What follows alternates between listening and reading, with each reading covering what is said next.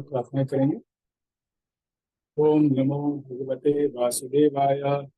ओम नमो भगवते वासुदेवाय। ओम नमो भगवते वासुदेवाय। नारायणं नमस्कृत्य नरं चैव नरोत्तमं देवीं सरस्वतीं व्यासं ततो जयमुदीरये। नष्टप्रायेषु भद्रेषु नित्यं भागवत सेवया भगवतीरुत्तम श्लोके भक्तिर्भवति नष्टते।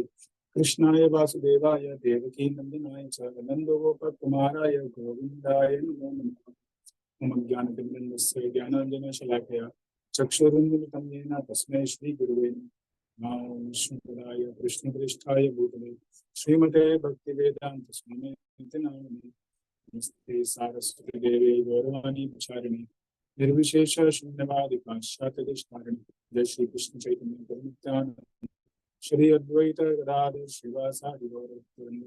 हरे कृष्ण कृष्ण कृष्ण हरे हरे हरे राम राम राम हरे हरे। हरे कृष्ण। तो अभी तक हमने श्रीमद् भागवतम का प्रथम अध्याय समाप्त किया है। प्रथम अध्याय के शुरुआत में मंगलाचरण होता है। मंगलाचरण जिसमें कि व्यास मुनि इस इष्ट देव भगवान श्री कृष्ण को प्रणाम करते हैं, नमस्कार करते हैं, विषय वस्तु बताते हैं भागवतम की क्या इसमें बताया गया है और आशीर्वाद देते हैं सुनने वाले। विषय वस्तु है शुद्ध भक्ति भगवान श्री कृष्ण के प्रति, और आशीर्वाद ये है कि जो रस आप ढूंढ रहे हैं पूरी दुनिया में, पूरे हरे योनि में, वो आपको श्रीमद् भागवतम में रसमाल है। तो आइए इसको सुनते हैं। तो फिर आगे नैमिषारण्य के जो ऋषिगण हैं वो 1000 साल के लिए यज्ञ कर रहे हैं कलयुग के आने वाले लोगों के लिए, उनके उद्धार के लिए। क्योंकि उन्हें पता है कि कलयुग के लोग जो है बहुत कम उनके पास समय है और बहुत परिस्थितियां जो हैं वो बिल्कुल विरोध में है उनके आध्यात्मिक प्रगति के लिए। तो इसलिए वह 1000 साल के लिए यज्ञ करने आए हैं और वहां पे वो सूत गोस्वामी को आदर पूर्वक एक आसन देते हैं, उनसे प्रश्न करते हैं।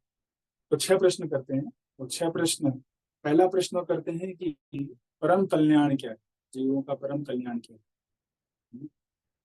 दूसरा प्रश्न करते हैं कि सारे शास्त्रों का सार क्या है। शास्त्र इतने सारे हैं, पढ़ने में समझ जाएगा, समझ भी नहीं पाएंगे, इसलिए आप हमको सारे शास्त्रों का निचोड़ बताइए। जैसे नींबू होता है, नींबू को निचोड़ करके उसका जो सार है उसका रस है, तो रस हमको बताइए पूरे शास्त्र। तो इसके बाद वो प्रश्न करते हैं कि भगवान श्री कृष्ण क्यों इस धरती पे आए, देवकी और वसुदेव के रूप में क्यों प्रकट हुए। और फिर भगवान श्री कृष्ण के जो अन्य अवतार है, लीला अवतार के विषय में प्रश्न करते हैं। हाँ, और जो पुरुष अवतार उनके विषय में प्रश्न करते हैं, आप उनकी लीलाएं बताएं। ये लीलाओं को सुन के हम कभी भी तृप्त नहीं होते, ऐसा बताएं, इसलिए हम और सुनना चाहते हैं। क्योंकि पहले भी जैसे मैंने बताया कि सुत गोस्वामी 19वीं बार इन लोगों को कथा कर रहे हैं। जितने भी पुराण लिखे गए आप उनको ध्यानपूर्वक देखें तो शुरुआत में हमेशा सुत गोस्वामी आते हैं और उनको आदर सत्कार पूर्वक आसन दिया जाता है और उनसे प्रश्न करते हैं। तो 17 पुराण और महाभारत बोलने के बाद अब आखिरी में जो सारे भागवत, सारे वेदों का जो सार है उसको अब ये बोल रहे हैं। तत्पश्चात वो प्रश्न करते हैं कि जब भगवान श्री कृष्ण अपने धाम चले गए तो धर्म किसका शरण लिया। जो कल का आखिरी श्लोक था उसमें चर्चा, अभी तक हमने ये देखा है। अब आज से द्वितीय अध्याय चालू होगा जहाँ पे सुत गोस्वामी अब इनके प्रश्न का उत्तर देंगे। और इन प्रश्नों के उत्तर देने में ही उन्होंने बाकी जो 12 स्कंध वो बोले हैं। और फिर उनके और भी प्रश्न थे, 6 प्रश्नों के ऊपर और भी प्रश्न है। तो प्रश्न उत्तर करते करते पूरा का पूरा भागवत का ये दिव्य ग्रंथ हमको मिला है। तो आइए हम लोग सुने इससे। अध्याय 2, दिव्यता तथा दिव्य सेवा। अब हर एक जो अध्याय है उसका जो तत्व है वह उसके अध्याय के नाम के साथ जुड़ा हुआ। तो पिछला था मुनियों का प्रश्न, अब है दिव्यता और दिव्य सेवा। जो प्रश्न किया उन्होंने कि सार क्या है, परम कल्याण क्या है, वो है दिव्य सेवा, भगवान की दिव्य सेवा कर। प्रथम श्लोक। व्यास उवाच इति संप्रश्न संहृष्टो विप्राणाम रोमहर्षिणी प्रतिपूज्य वचस्तेषां प्रवक्तुम उपचक्रमे। क्या कह रहे हैं? रोमहर्षण के पुत्र उगश्रवा सूत गोस्वामी ने ब्राह्मणों के सम्यक प्रश्नों से पूर्णतः प्रसन्न होकर उन्हें धन्यवाद दिया और वो उत्तर देने का प्रयास करने लगे। तात्पर्य, नैमिषारण्य के मुनियों ने सूत गोस्वामी से 6 प्रश्न पूछे और वह एक एक कर उसका उत्तर दे रहे हैं। तो रोमहर्षण के पुत्र उगश्रवा, सूत गोस्वामी उनको हम लोग बोल रहे हैं। तो रोमहर्षण सूत हैं जो कि वेद व्यास ने स्वयं ज्ञान प्राप्त, और सारे जो इतिहास हैं, पुराण और इतिहास, उसके उसमें वो पारंगत थे। हाँ, तो इनके विषय में कथा आती है कि जब ये एक बार ये नैमिषारण्य के ऋषियों को ही कथा कर रहे थे तो भगवान बलराम जी आते। तो सभी ऋषि मुनिगण जो है वह उठ खड़े होते हैं, किंतु क्योंकि ये व्यास आसन पे बैठे थे तो उन्हें लगा कि हमें उठने की कोई आवश्यकता नहीं, तो वह बैठे रहते। और इस कारण भगवान बलराम जी को क्रोध आता है कि भाई आपको पता नहीं कि किसको सम्मान देना है, किसको नहीं सम्मान देना। कोई अगर व्यास आसन पर बैठा है तो ठीक है, वो किसी को सम्मान है, लेकिन हाँ, मैं स्वयं भगवान हूँ और सभी जो ऋषि मुनिगण है वो आदर सत्कार दे रहे, आप नहीं है, तो आप विनम्रता होनी चाहिए। भले ही आप भागवत के ऊंचे आसन पर बैठे, फिर भी आपको विनम्र होना चाहिए और सम्मान करना चाहिए। तो इस कारण उन्होंने बोला कि क्योंकि तुम एक पाखंडी हो, तुम बस ज्ञान तुमने अर्जित किया है लेकिन तुम्हारे हृदय में उसका कुछ भी आचरण नहीं है, साक्षात्कार नहीं है, तो तुम्हारा वध करना, तुम्हारे ऐसे कपटी लोगों का वध करना ही मेरा धर्म है। तो एक वह घास का तिनका लेते हैं और उस घास के तिनके से रोमहर्षण की मृत्यु हो जाती है मारने से। तो सभी जो ऋषि मुनिगण हैं वो बड़े परेशान हो जाते हैं कि भगवान, हमने तो इसको आशीर्वाद दिया था कथा सुनने के लिए 1000 साल, तो अब क्या होगा? तो आपका इच्छा है तो उसको भी हम सम्मान करते हैं, लेकिन आप कुछ व्यवस्था करें। तो भगवान बलराम ने सोचा, बोले ठीक है, इसका जो भी आशीर्वाद आपने दिया है ये सारा आशीर्वाद इसके पुत्र को ट्रांसफर हो जाएगा। तो इसलिए वो कहते हैं कि सुत गोस्वामी जो है, उग्र श्रवा सुत, जो रोमहर्षण सूत के पुत्र हैं, वह आपको सारे यह शास्त्र सुनाएंगे। आइए आगे बढ़ते हैं अगले श्लोक पे।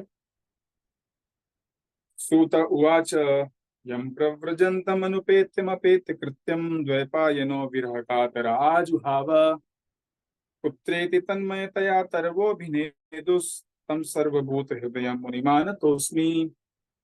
क्या कह रहे हैं? श्रीसुत गोस्वामी ने कहा, मैं उन महामुनि सुखदेव गोस्वामी को सादर नमस्कार करता हूँ जो सबों के हृदय में प्रवेश करने में समर्थ हैं। जब वे यज्ञोपवीत संस्कार अथवा उच्च जातियों द्वारा किए जाने वाले अनुष्ठानों को संपन्न किए बिना संन्यास ग्रहण करने चले गए तो उनके पिता व्यासदेव उनके वियोग के भय से आतुर होकर चिल्ला उठे, हे पुत्र, उस समय जो वैसी ही वियोग की भावना में लीन थे, केवल ऐसे वृक्षों ने शोकग्रस्त पिता के शब्दों का प्रतिध्वनि के रूप में उत्तर दिया। तो प्रणाम कर रहे हैं अपने गुरुदेव सुखदेव गोस्वामी को, जिनसे उन्होंने भागवत सुना है, उनको प्रणाम करते हुए कह रहे हैं कि वे सबों के हृदय में प्रवेश करने में समर्थ है। तम सर्वभूत हृदय, वह मुनि जो है वो कैसे हैं? हर व्यक्ति के हृदय में प्रवेश कर सकते हैं। वो प्रवेश करके वो देख सकते हैं कि वह, उनकी क्या आवश्यकता है, क्या किस तरह से माया के जो चंगुल में फंसे हैं, और उनको बाहर निकालने के लिए उपयुक्त शब्दों द्वारा वह कथा करके उनको भगवान के प्रेम में ओतप्रोत कर सकते। तो ऐसे महामुनि को मैं प्रणाम करता हूँ, क्योंकि देखिए उस वक्त कोई जब ये 5000 साल पहले की बात, आज हमको कुछ कथा करना है तो बड़ा बड़ा स्पीकर है, माइक है, हम लगा सकते हैं, पंडाल बना सकते हैं, ठीक है, 1000 लोगों को एक साथ हम कथा कर सकते हैं। तो वहां पे 88,000 ऋषि मुनिगण थे। हाँ, तो यह बहुत मुश्किल है कर पाना कि सबको हम इतना जोर से बोलें कि सबको सुनाएंगे। तो वह आशीर्वाद ले रहे हैं कि आप ही हमको आशीर्वाद दीजिए, आपके आशीर्वाद से मैं कुछ बोल पाऊंगा जो कि इन लोगों को संतुष्ट कर पाएगा। तो वो स्थान बहुत ही पवित्र था और सभी ऋषि मुनिगण बहुत ही योग से थे, तो वो आवाज सुन सकते थे। लेकिन आवाज से ज्यादा महत्वपूर्ण था यह जो कथा का मर्म है वो समझाना होगा। उनकी जो आवश्यकता है उसके अनुसार कथा करना। तो क्योंकि सुखदेव गोस्वामी ने पहले भी परीक्षित महाराज को कथा किया था, उसमें बहुत बड़ी सभा थी, सबको उन्होंने संतुष्ट किया था, तो इसलिए उनसे आशीर्वाद प्राप्त करें कि मैं भी ये सेवा कर पाऊँ। तो एक जो शिष्य है वो अपने आप को गुरु से बड़ा नहीं समझता, सोचता है जो हमारे गुरु आशीर्वाद देंगे, कृपा करेंगे, जो उनसे सुना है वही कुछ मैं बोल परंपरा में दे पाऊँ। तो इस तरह से वो यहाँ पे आशीर्वाद देने का प्रयास कर रहे हैं, प्रार्थना करते हैं। तात्पर्य, वर्ण तथा आश्रम प्रथा में अनुयायियों द्वारा पालन करने के लिए अनेक कर्तव्य निर्दिष्ट किए गए हैं। ऐसे कर्तव्यों में निर्देश है कि वे वेदों का अध्ययन करने वाले जिज्ञासु को प्रामाणिक गुरु के पास जाकर अपने शिष्य के रूप में स्वीकार करने की प्रार्थना करनी होती है। जो प्रामाणिक गुरुओं अथवा आचार्यों से वेदों का अध्ययन करने के लिए योग्य हैं, जनेऊ यज्ञ पवित्र उनका प्रतीक है। श्री सुखदेव गोस्वामी ने संस्कार नहीं किए क्योंकि वे जन्म से ही मुक्त आत्मा थे। सामान्य रूप से मनुष्य साधारण जीव के रूप में जन्म लेता है और शुद्धिकरण संस्कारों के द्वारा उसका दोबारा जन्म होता है। जब उसे नया प्रकाश दिखता है तो वह आध्यात्मिक उन्नति के लिए दिशा खोजता है, तो वेदों के उपदेश हेतु गुरु के पास जाता है। गुरु केवल निष्ठावान जिज्ञासु को ही शिष्य के रूप में अपनाते हैं और उसे जनेऊ यज्ञोपवीत प्रदान करते हैं। इस प्रकार से मनुष्य दूसरी बार जन्मता है या द्विज बनता है। तो मनु संहिता में श्लोक है कि जन्मना जायते शूद्र संस्कारा द्विज, कि जन्म से जब व्यक्ति जन्म लेता है तो हर एक व्यक्ति शूद्र होता है। शूद्र मतलब उसे ज्ञान नहीं, वैदिक ज्ञान नहीं, उसे अपना कैसे मनुष्य जीवन को अ, सिद्ध करना है उसे पता नहीं। तो इसलिए उसे क्या करना है, एक गुरु के, प्रामाणिक गुरु के पास जाना है, जो कि एक परंपरा में आ रहे हैं, कृष्ण से जो आ रही परंपरा, उनके प्रति समर्पण करना है। तद विद्धि प्रणिपातेन परिप्रश्न विषय उपदेक्षन्ति ते ज्ञानम ज्ञानिनस् तत्त्वदर्शिनः। तो ऐसे गुरु को जाकर के आप समर्पण करें, उनको सेवा करें और विनम्रता पूर्वक प्रश्न करें, उत्सुकता पूर्वक कि भाई मैं कैसे आगे बढ़ूं, जीवन क्या है, मैं कौन। हम जैसे जब चैतन्य महाप्रभु जो श्री कृष्ण के अवतार हैं 500 साल पहले आए थे, तो उनके प्रति जब समर्पण किया सनातन गोस्वामी ने, तो जाकर के गिर पड़ते हैं और बोलते हैं कि आमी केने माए जार ताप तराए, मैं कौन हूँ और मुझे ये त्रिविध ताप जो है, आदि भौतिक आदि दैविक आदि आध्यात्मिक क्लेश जो है क्यों परेशान कर रहे हैं, मुझे पता नहीं। लोग कहते हैं मैं बहुत बड़ा पंडित हूँ, लेकिन मैं ये भी नहीं जानता कि मैं कौन हूँ और मैं क्यों इतना मेरे को दुख हो रहा है, तो कृपा करके आप मुझे बताएं। तो इस तरह से नम्रता पूर्वक वो प्रणाम करते हैं उनको और उनको प्रश्न करते हैं। तो इसी तरह सारे जो शिष्य हैं वो गुरु का शरण लेते हैं, और जब वो गुरु का शरण लेते हैं, गुरु के आश्रम में जाते हैं, तो गुरु उनको पहले ये जनेऊ देते हैं, द्विज बनाते हैं, संस्कारा द्विज, एक यज्ञ करते हैं और उसमें वह यह उस शिष्य को यज्ञोपवीत देते हैं, जिससे कि अब वह वेदों को सुनने और समझने के लिए वह योग्य है। इसको इंग्लिश में बोलते हैं इनिशिएशन, बिगिनिंग। इसके पहले व्यक्ति जो एक शूद्र समान रहता है, वह जैसे आम व्यक्ति है उस तरह वो भौतिक जो शक्ति उसके चंद्र में फंसा है। अब वो गुरु को समर्पण कर रहा है, तो अब गुरु उसको अपना शेल्टर दे रहे हैं, आश्रय दे रहे हैं कि अब आओ और वेद पढ़ो। ठीक। तो जब ये कार्य जो है वर्णाश्रम में महत्वपूर्ण होता है। आप आज भी आप देखिए जो ब्राह्मण क्षत्रिय वैश्य कुल के लोग होते हैं, इनको भी इन्हीं को पहले एक दो दिया जाता है। शूद्र होते थे जो कि गुरु के पास नहीं जाते थे, उनको यज्ञ पवित्र की आवश्यकता नहीं थी, क्योंकि वो वेद नहीं पढ़ते थे। जो वेद पढ़ने के लिए आता था, अगर वो क्वालिफाइड है, वो जन्म के कारण नहीं होता था। हाँ, ये होता था आपके गुणों के कारण। चतुर्वर्ण्यम मया सृष्टम गुण कर्म विभाग। अगर आपका वैसा गुण है, ब्राह्मणों जैसा, क्षत्रियों जैसा और वैश्यों के जैसा, तब आप गुरु के पास जा सकते हैं और यज्ञ को स्वीकार कर सकते हैं। तो इसमें शुरुआत में यह जन्म के दौरान यह गुणों के आधार पर था ज्यादा। और यूजली जो है जिस परिवार में आप पैदा होते थे वैसे ही आपके पास गुण होते थे। तो धीमे धीमे जब 5,000 साल पहले वैदिक सभ्यता का पतन होना शुरू हुआ, प्रारंभ हुआ, तो यह प्रथा हो गई कि भाई जो जहाँ जन्म लिया है वहीं उसका अ, वो कुल हो जाएगा, वैसा ही उसका वर्ण हो जाएगा। तो यह एक भ्रांति है कि हमेशा से ऐसा है नहीं, ये सिर्फ इस कलयुग में ऐसा होता है, वरना बाकी समय में आपके गुण और कर्म के अनुसार हम यह आपको ब्राह्मण बनने का, क्षत्रिय बनने का, वैश्य बनने का अधिकार है। जैसे हम देख सकते हैं सुत गोस्वामी जो भागवत कथा कर रहे हैं, इनको सभी ऋषि मुनि में जो बड़े बड़े ब्राह्मण हैं, सिद्ध पुरुष हैं, वो उनको आसन देकर के उनसे प्रश्न करते हैं। और सूत कौन होता है? सूत भी एक वो तो शूद्र से भी नीचे एक तरह से माना जाता है। वह सूत जो है वह उनका कार्य होता है, जैसे आज के ड्राइवर होते हैं, तो पहले वो रथ चलाते थे, रथ चलाने का काम करते थे। कर्ण को भी सूत पुत्र कहा गया है, अगर आपको याद होगा, तो सूत पुत्र कहते हैं। तो ऐसे लोग भी अगर गुरु का शरण लेते हैं और उनमें वो गुण है, तो वह ब्राह्मण बन सकते हैं, वो गुरु बन सकते हैं। क्योंकि भक्ति में आप सीधे आत्मा को के ऊपर कार्य करते हैं, मन बुद्धि अहंकार से आप परे चले जाते हैं। तो यहाँ पे ऐसे व्यक्तियों को सबसे पहले जो गुणवान होते हैं उनको गुरु क्या करते हैं, शिक्षा देते हैं और यज्ञोपवीत करके वेदों को पढ़ने का योग्य बनाते हैं। अब जब वो वेद पढ़ेगा तब आगे उसकी प्रगति होगी। ऐसा नहीं कि बस अब यज्ञोपवीत मिल गया तो वो ब्राह्मण, ब्राह्मण नहीं हो गया।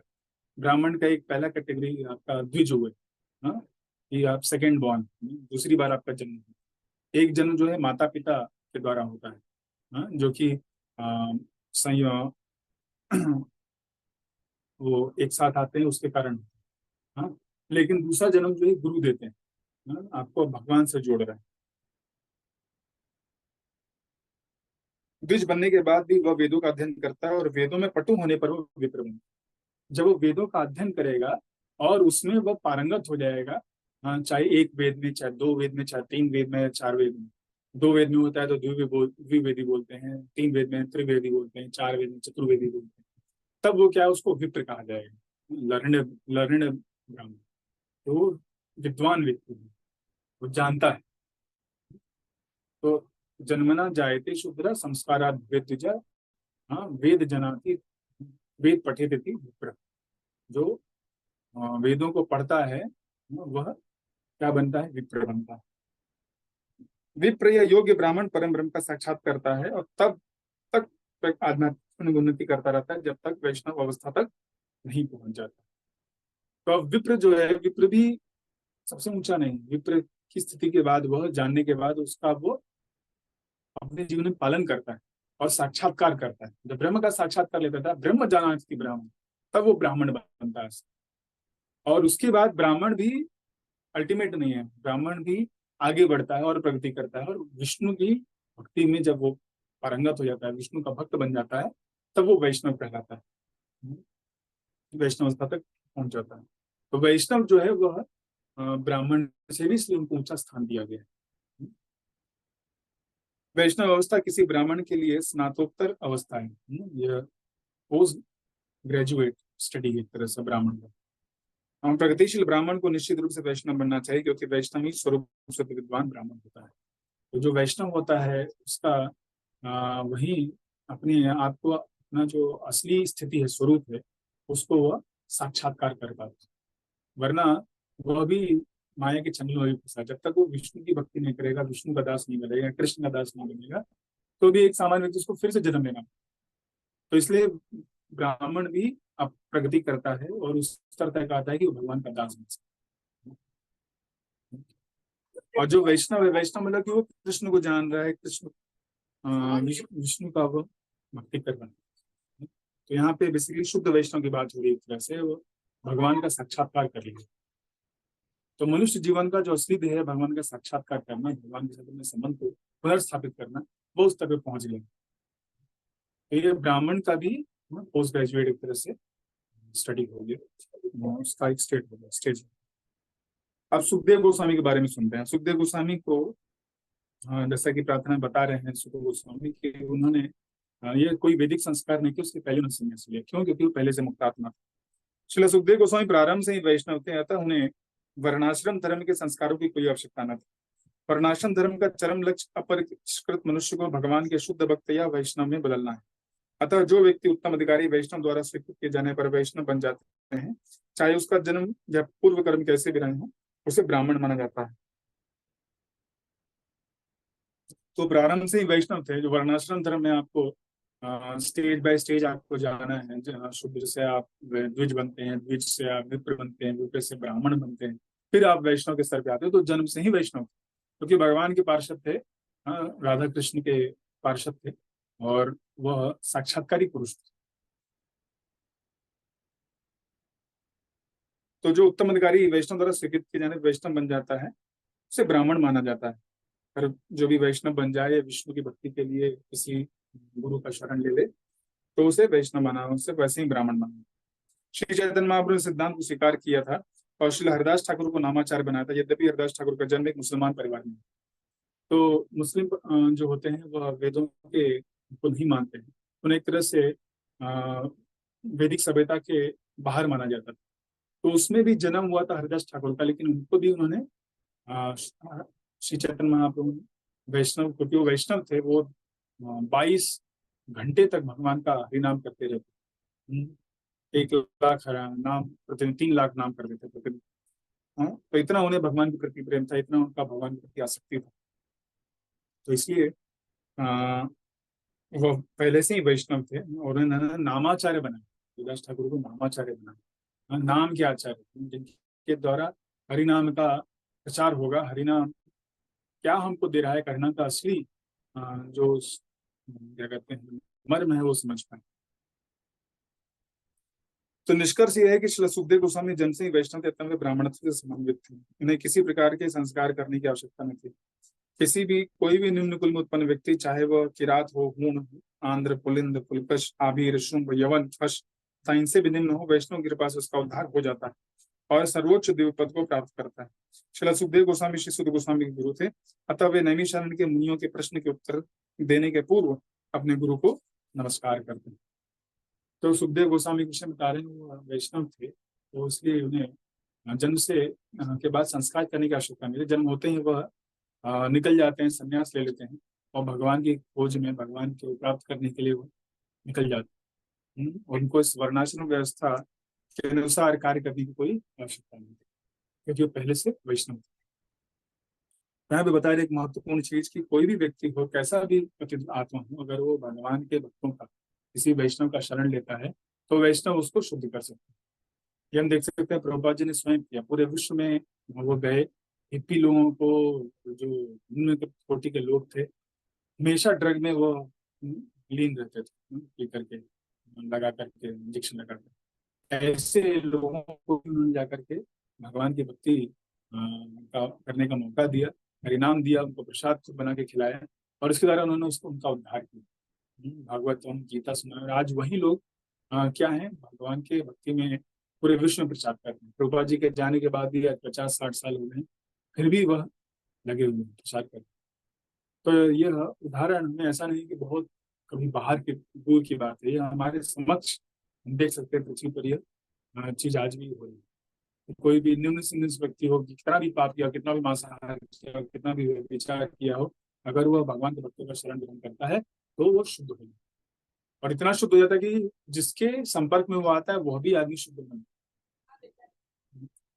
तो ये लोग जो प्रचार कर रहे हैं, हम लोग जन्म से तो भक्त नहीं थे, लेकिन भक्ति करते करते हमारे में भगवान की कृपा प्रभावित हो रही है, हम भी दूसरों को भगवान की भक्ति दे पा रहे हैं। तो इस तरह से वो सुखदेव गोस्वामी ऐसे महान पुरुष को शुद्ध गोस्वामी प्रणाम कर रहे हैं, सरस्वती की कामना करते हुए। भी और एक अगला वो प्रार्थना करेंगे, उसके बाद वो भागवत की कथा प्रारंभ। हरे कृष्णा कृष्ण कृष्ण हरे हरे, हरे राम श्रीमद् भागवतम महापुराण के लिए श्री प्रभुपाद की जय। किसी का कुछ प्रश्न है तो पूछ सकते हैं। अनम्यूट करके।